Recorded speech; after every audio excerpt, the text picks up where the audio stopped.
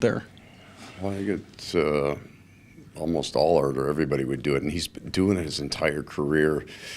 And we would know it, right? We would play. He's in Arizona. We were up in Winnipeg, and we'd play against him. And we would put 6 clips on the power play of you got to get in front of that shot. You got to get in front, and we still couldn't. So, what he does is he has a whole bunch of different ways to shoot the puck. Right? Some of them are half passes. Some of them will shoot hard, but for a stick. He's just got a gift that he works at it, and it's so good now. Especially, you're going to see more and more shot lane teams with a bit more collapse to the net front. Having a guy that can get a puck to the net, change speeds on it, critical. And picking up a win over Toronto last night, I know it's only 1 of 82, but in the home opener against that opponent, you had kind of the rematch of the playoff series feel. Was there a little extra to that one? Yeah, for sure. I think the best part for us was the third period. I like the way we played in the first, for sure. You get up 2, that's good.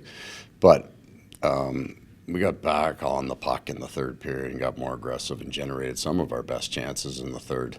So I like that we weren't trying to hold on to a 1-goal lead from the drop of the puck in the third period. We had to get a big kill in. We did that and then attacked. So it was great. It was great building. All Panther fans. It was nice.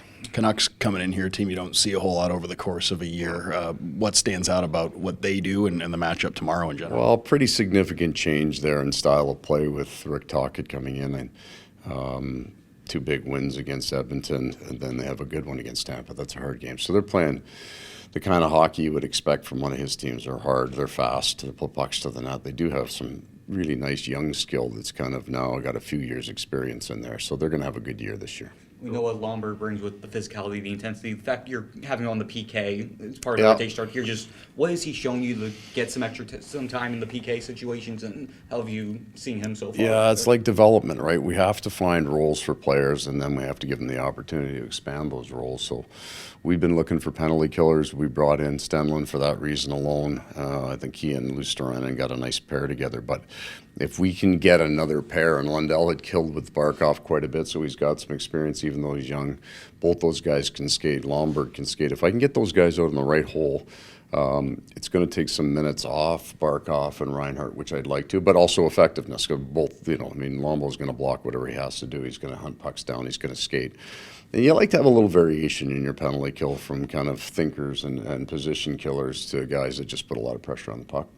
And with OEL, you guys brought him in here after a couple rough years, thinking he could, get going again, and you see it happening. That's got to feel pretty good. It's good for him. He was just injured the entire time, and I had Dmitry Kulikov in Winnipeg who had a back injury the time. He looks completely different now than he did when I had him in Winnipeg, and I liked him then. But man, has he played well.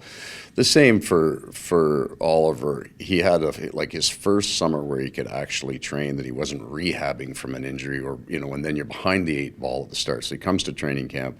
He's in good shape for this time. He's had a lot of months off, and then he's just kind of built. This guy's a good player, and everybody knew that. He just clearly, from being bought out, we could fit him in. But this guy's an elite player.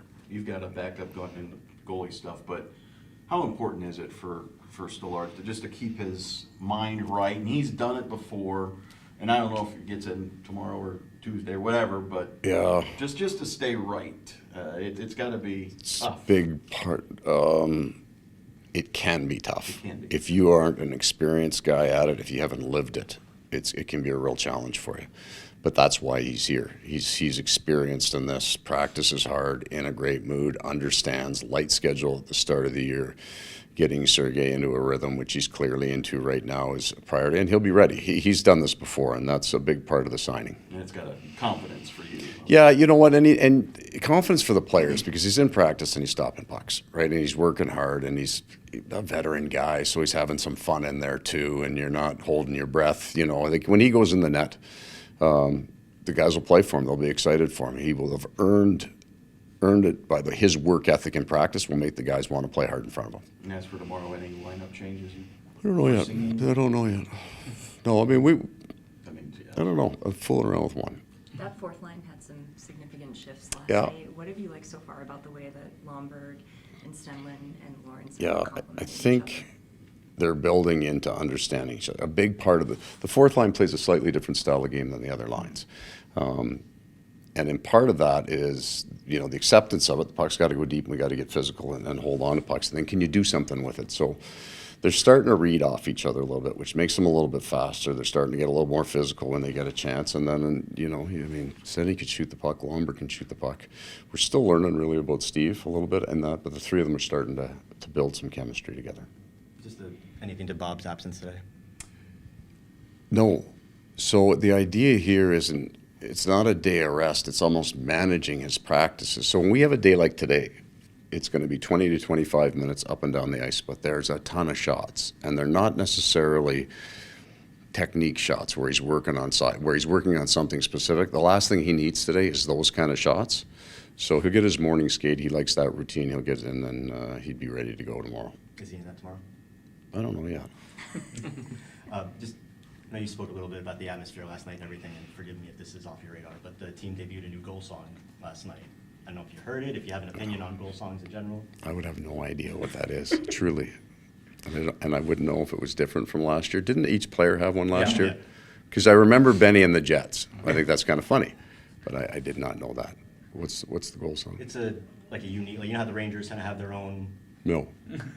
So the Rangers have their own kind of goal song that's just their own creation. Okay. So I think that's what the Panthers Like did. the Brass Bonanza? Yeah, exactly. Oh, is that what we're talking about? Okay. That was in Hartford. Yes. Yeah. Brass Bonanza. If you had to pick a goal song for yourself, Would not be the Brass Bonanza. There you go. Love it. There you go. You know what? After a while, right? Oh, I'm sure. It takes you a little while. We didn't have enough of it when I was there, so I don't have an opinion. I'm sorry. I can't. I figured that's no. what you were going to say, Right but on. I Like went it. with- And then